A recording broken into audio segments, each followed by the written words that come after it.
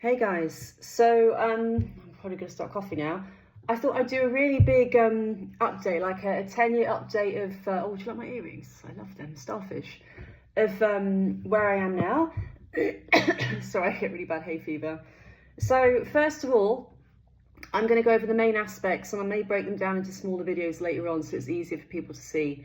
So the first thing I want to discuss quickly is talking. So do I still have problems talking to groups and things along those lines? Because in the early days, talking was a big trigger, especially standing. If I was standing and talking to them, I would start to sway because obviously vestibular migraine, it's a vestibular disorder where your body is sending your brain the wrong signals. You know, that's why, because the signals aren't working correctly, you feel extreme exhaustion and fatigue. And that's just the vestibular part. That's not even talking about the migraine part as well yet, okay? Which causes the brain fog too. So you've got brain fog, you've got balance issues, you're trying to balance yourself, and it's 10 times harder than a normal person because obviously it's the signals are broken. Your body is working twice as hard. Your brain is working 10 times as hard than a normal brain because it's trying to, you know, work out all these signals and it can't work it out anymore. It's all confused. So you're exhausted. You're knackered. You're swaying. You might have to lean against a wall. They're talking to you. You're looking at their face, but you've got brain fog with the migraines. You can't take in what they're saying, okay? Over time, this started to go. Now, pretty much with anything I'm going to talk about here now, most of the things are because I kept doing them and I didn't avoid them. If I had stopped trying to socialise and meet people, even for a coffee for an hour, and socialise, I would still have this issue today. It was a hard one to overcome. But I have overcome it to the point where every 3 weeks I go out to meet, because I live between Sweden and London, because family duties and things. I'm seeing 6 people tonight and we're all going for dinner. Okay, so I see these big groups of people now and I can talk for hours, good few hours to all of them and be involved in big conversations. So it's definitely massively improved, to let you know. God, we're already on 2.5 minutes. I'm only on the first one. Okay, walking was horrendous, guys. It was the worst thing. Just to get to the shop, there was someone's house. You know, there's a little street shop. I could see the shop just across there. And I have to cross the road, sway. And crossing the roads are impossible because I have to check that way. And then I'd feel really dizzy and I'd be like, okay, is the car coming again? And I'd do multiple checks because I was scared about the cars because I knew I couldn't get across the road fast enough because I was so slow and I was so dizzy and everything was moving and the ground's moving. You get these drop attacks when all of a sudden the ground feels like a trampoline and you feel like you fall through the floor and you're dizzy, completely dizzy, and everything's moving, crossing roads because you have to. You have to get milk, you have to get bread, you have to eat, you have to feed yourself, you know, it's survival. It's pretty much survival mode at that stage when you have no one around and they're all working, no one's there. I used to lean against someone's house like that and literally shoulder their house all the way along until I got to the shop. And that was the hard one, the walking. It was horrendous to me because I'm very hyper and very active and I can never sit still. So, oh God, I just thinking about it now, it's mad, honestly, guys. Like, I couldn't even get up the stairs. I couldn't make it to the toilet sometimes, as in I made it there, but I'd crawl. I couldn't walk. I'd be crawling. I'd crawl up the stairs to go to bed. You know, it'd be like hands and knees crawling. I was so exhausted. I was so weak. I was so dizzy. I could barely stand. Actually, there were times when I couldn't stand at all, where I had a few weeks on and off where I physically couldn't stand. And my partner at the time would come home from work and hold me up so we could practice walking. That's fucked up. Sorry, it's fucked up. When you think how severe it got. I couldn't wash my hair. I couldn't cook. I couldn't bathe myself. I couldn't dress. I used to wear leggings a lot back then, and you can't get leggings on with this, I'll tell you.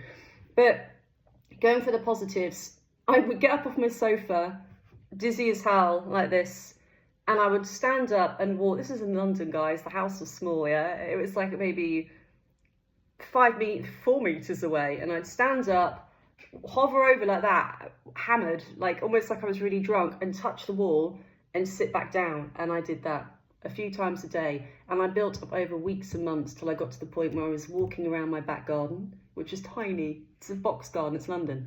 We're not rich. This is a house share. Laps. I think, okay, Sian, you did 2 or 3 laps. Now you're going to start to do laps around the block. Leave the house, do laps up and down the street, then around the block, then onto Hammersmith High Street. And then my walks became longer.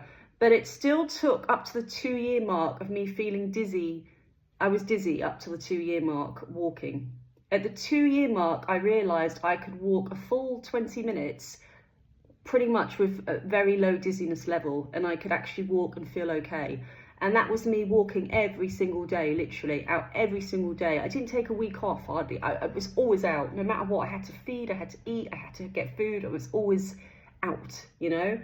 So that just gives you probably an idea of the level of severity I was at, that it took 2 years before the dizziness left. And that was only walking for 15 to 20 minutes. I'd even say 10 minutes, guys.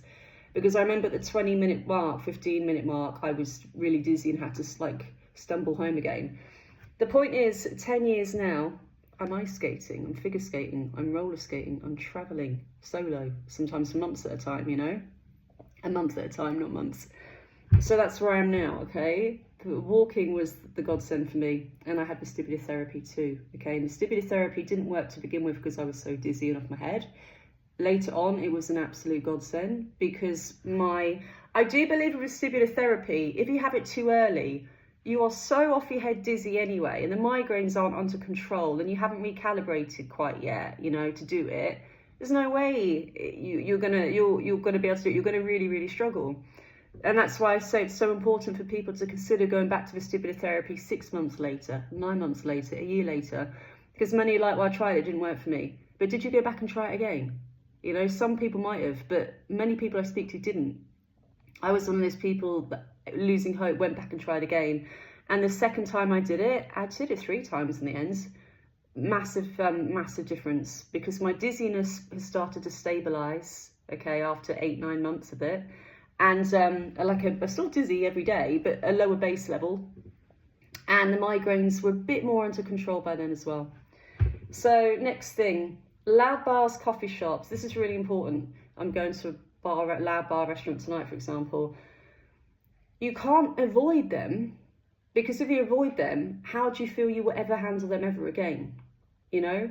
So if I had stayed at home on my sofa and never gone out to meet for a coffee and meet a friend ever again, if I'd suddenly got up after 10 years of being on that sofa and not seeing a friend and going into a coffee shop with talking, lights, I'd be off my head.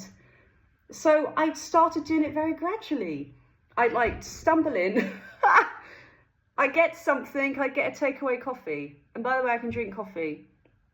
Coffee can be good for your migraines or detrimental, depending on the amount as well, okay? Depending on the person. For me, a coffee a day can keep the migraine away. It's made a big difference, I'm not going to lie.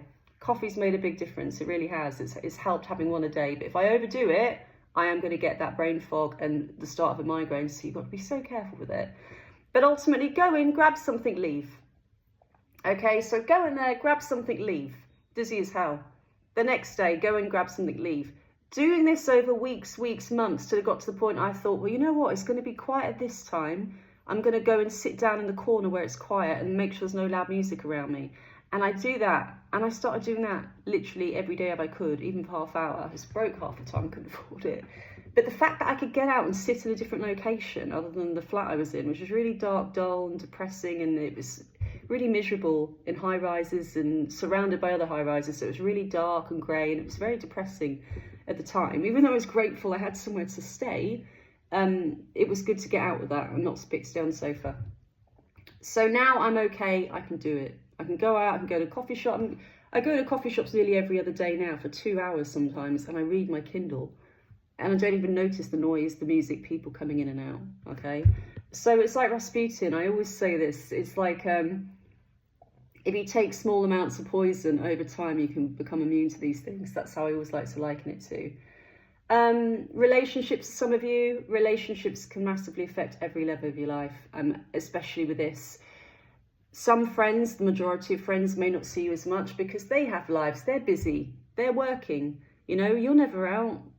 Unless they go around your house and sit with you on the sofa for an hour or two and you're really depressed and low. The majority of people find that very hard. They expect people that have got an illness or a flu or a cold. Even I get like that. If your partner or husband or whatever's ill, they've got a cold and you're looking after them, you're like, oh, I can't wait for them to get better. You know, it's a natural thing. It's very hard to become someone's carer, and many do become carers in relationships, and that's why mine broke down. They became more like a carer than a partner. And it was a very difficult relationship at the end. Because I felt indebted to them, that I wasn't homeless and I was staying with them and living with them. But at the same time, I also felt like I had to put on an act the whole time, because they had a very intense job doing long days, and I was trying to act like putting makeup on, and they come home and I'd try. I'm like, oh my God, it caused just as much stress to act like, hey, everything's okay, I'm going to try part-time work now. You know, I lost my job. That's exhausting. It's exhausting when you just want to lay there. You just want to cry. Maybe you want to cry for a few weeks. You know, yeah, you want to feel sorry for yourself. God, your life's fallen apart. You know, you've lost your job, you might have lost your house, everything's gone. And you need to grieve that. And when you're grieving that with somebody and they've got an intense job and they're coming home to a partner that's constantly depressed and dizzy and ill, it's intense for both parties, okay? So, yeah, the relationship broke down. But I will say, the moment I moved out and was on my own, got my hair, crazy. The moment I moved out on my own and I moved into a share house, which was horrendous, guys. There were rats, mice, water literally coming through the ceiling when it rained, but it's all I could afford, or I didn't have anywhere to go, really, okay? Oh my God, the freedom to wake up and have a shit day and be like, do you know what? I'm going to have a shit day, or I'm going to cry, I'm going to feel depressed, I'm just going to lay here and do nothing, without feeling like you need to act a certain way because your partner's finding it hard. Do you know what? I'm finding it fucking hard. At least you can go to work. That's when the resentment creeps in too. That's why when it gets bad, and that's when you've got to be careful. Friends are the same. Fair weather friends where I was out partying a lot or in the gig scene and things like that, and then I never saw them. I did make new friends, to let you know now. The friends I've got now are new friends since this illness began. And they're real friends. Like, they will check in on me. How are you? Are you okay? Are you dizzy? Do you want me to pop rounds? It's rare, guys. I found that rare, okay? So that was a huge, huge leap from where I was previously to the friends I've got now. I also avoid friends now that have any type of drama. I'm out of there. If they're drama, if they're calling me drunk 2, 3 in the morning, if they're constantly having breakups or stuff going on in their life and they're never learning from it, and you just know every time they call you, it's going to be a headache. Or every time you see them, it's going to be a headache, literally, because of drama and this has happened again, and they never evolve. You get to a stage you can't do that physically anymore because you still have triggers. Vestibular migraine is a disease. It's always going to be there. Having these people in your life that never want to grow, are never there for you when you really need it, and you've been the people pleaser and supported them for years, it's going to affect you. It's going to affect you, and you need a clear out. I had a clear out, honestly. And I'm very grateful for the friends I have now. And also to say relationships, I've been with my current partner for 6 years, okay? And I live with him for the last 4. He hasn't seen me at my worst, to let you know. It'd be interesting to see if I went back to normal, being horrendously sick, how we'd get on.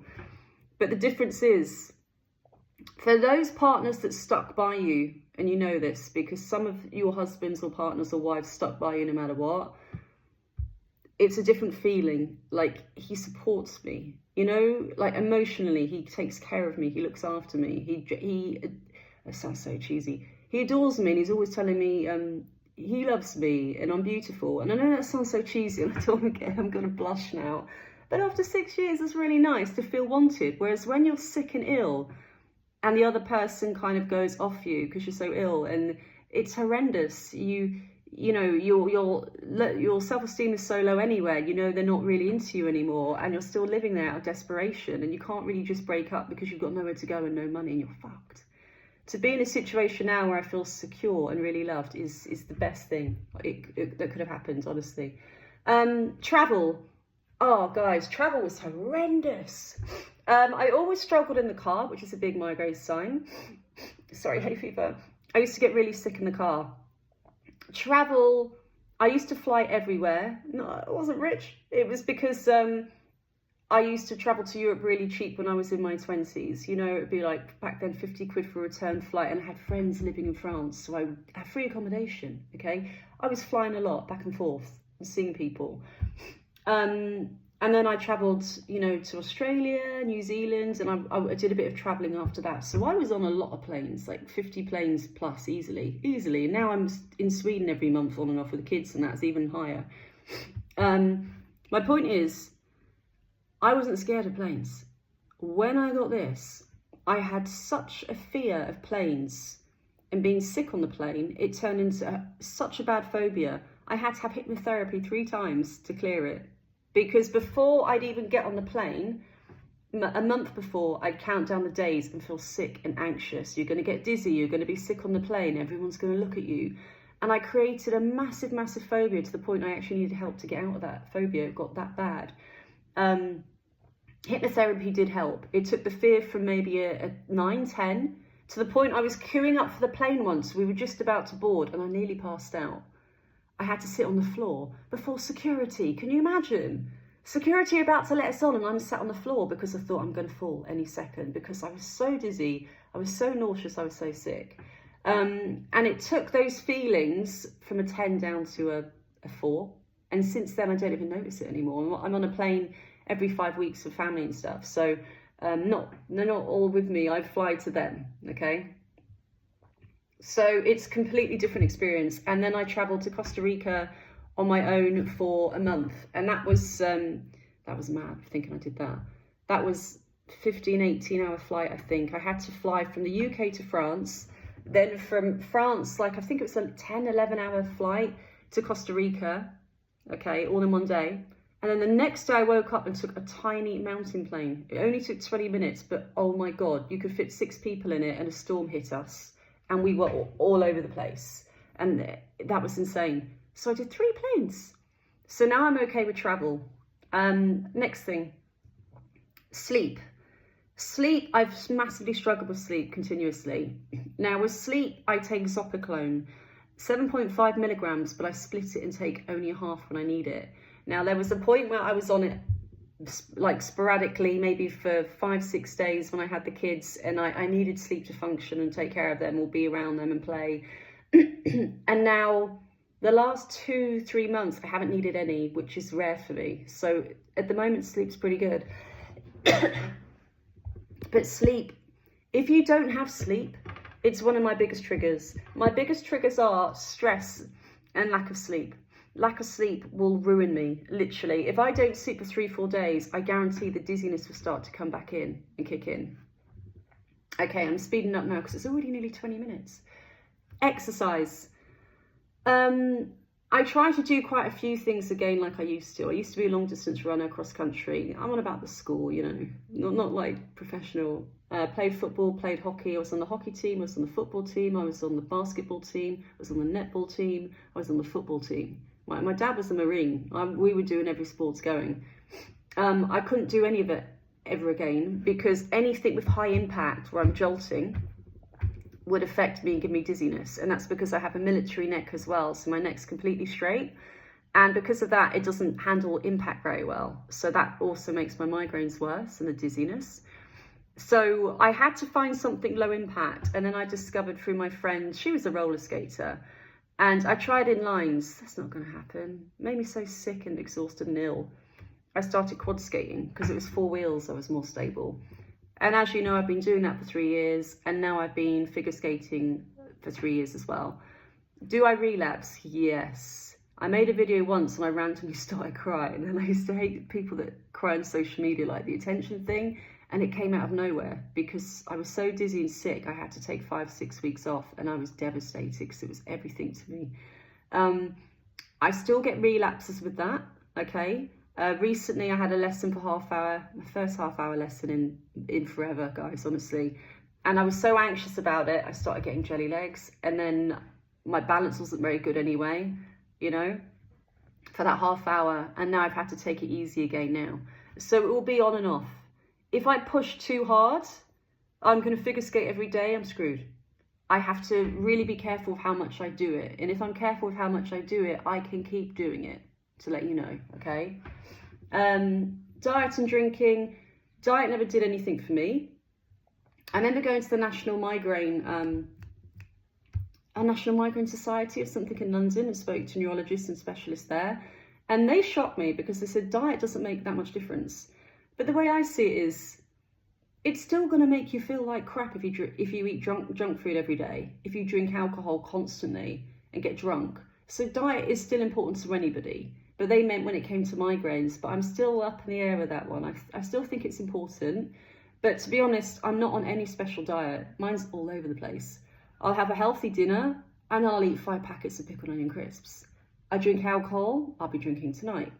So my diet's all over the place, to let you know. And I can drink. Alcohol, you have to be careful because it's a vestibular suppressor. So if you have one, it can take the edge off the dizziness and relax you a bit. But then it's a dangerous place because you don't want to think, I'm going to keep drinking. With alcohol, I've tested it as well. I've had like a month off at times and not had any, and you do feel clearer, obviously. So I think with that, it's more if you can drink and you're okay, then drink if you enjoy it. But again, it's moderation. It's really important about moderation. If I was binge drinking like I used to in my 20s, like partying on a Friday, Saturday and hungover the whole weekend, it would really mess me up, you know. Migraines now. I still get migraines, but I can kind of push through them now, unless they're painful and I take something for them. Brain fog is still there, but it's on and off and it's not there as much. Leg weakness, I had it this week, figure skating, but that's because I overdid it. So the main thing I try to do now, this is linked to mental health as well, because I had severe depression to the point where, trigger warning, talking about suicide here. Oh, God. Been there recently with somebody as well, which is horrendous to talk about this. So I'm not going to go into detail, but see, I can't even think now because I started talking about it. It's so important you call someone, because the scary thing about this is the depression can kick in very slowly and gradually over time to get to the point where it can be very sporadic thoughts and feelings like I don't want to be here right now. I can't do this anymore. And those feelings are the dangerous ones because they hit you so quickly. And I always say to people, when you feel like this, when you feel down or low and you start questioning it, okay, you need to tell someone straight away. I told someone 2 or 3 times and got like proper help for it. And if I ever needed it, I would still call the Samaritans, or I would still call my friends instantly if I ever needed it. Because I'm a very impulsive person, and it's more to do with when you have a high level of impulsivity. I can't say it, guys. Add on extreme depression onto that, it can be a scary place where you don't want to have these thoughts. You're just walking down the street and then something can come in and say, you know what, if you just, you know, why carry on? They're the terrifying things. They're the terrifying thoughts. And that's what worries me the most about this, because people aren't aware. They're not aware. They're not aware it can get to that level where suddenly you'll have an absolutely fine day and then it will kick in randomly in your head, okay? So I just have to get tissue, guys.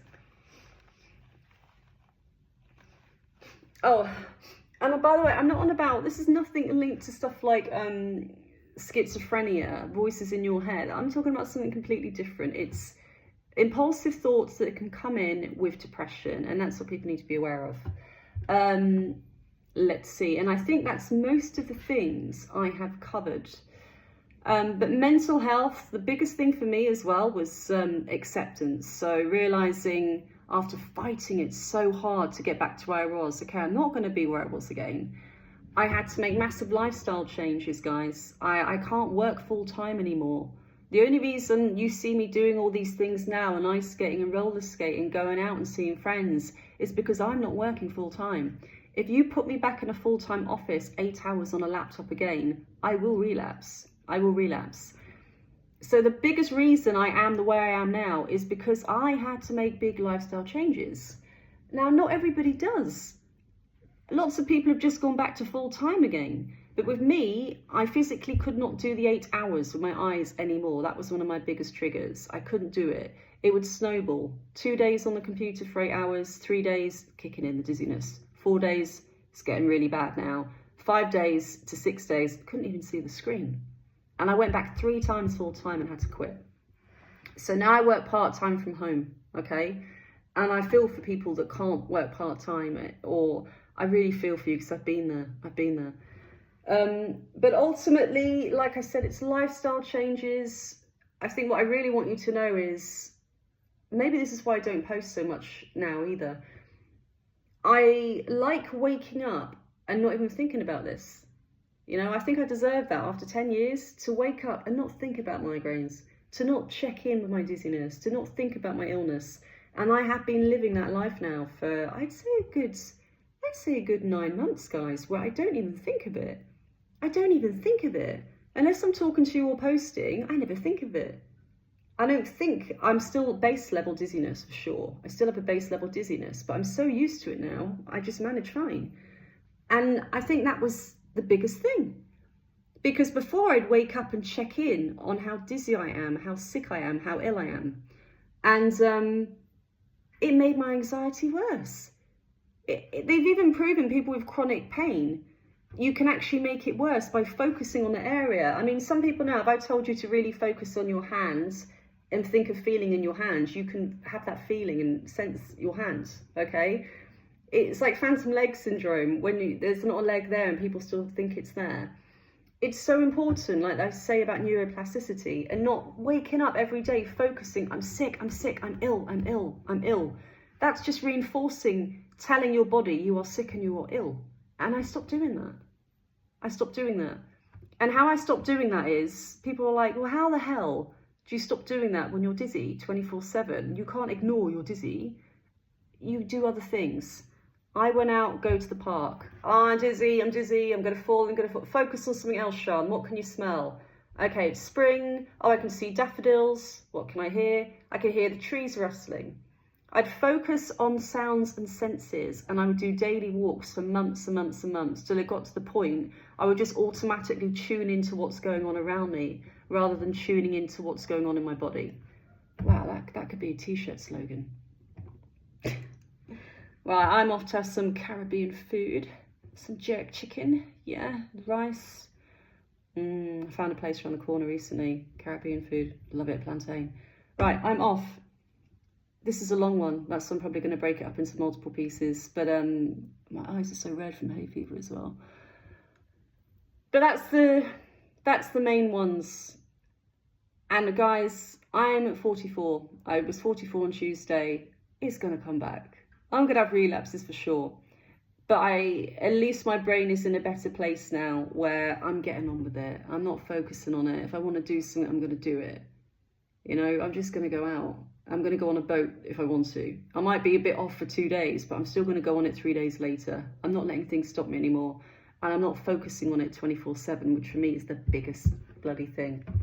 The biggest accomplishment, probably just as big as, I wouldn't say healing from this, but, you know, learning to live with it, is not focusing on it 24/7 anymore.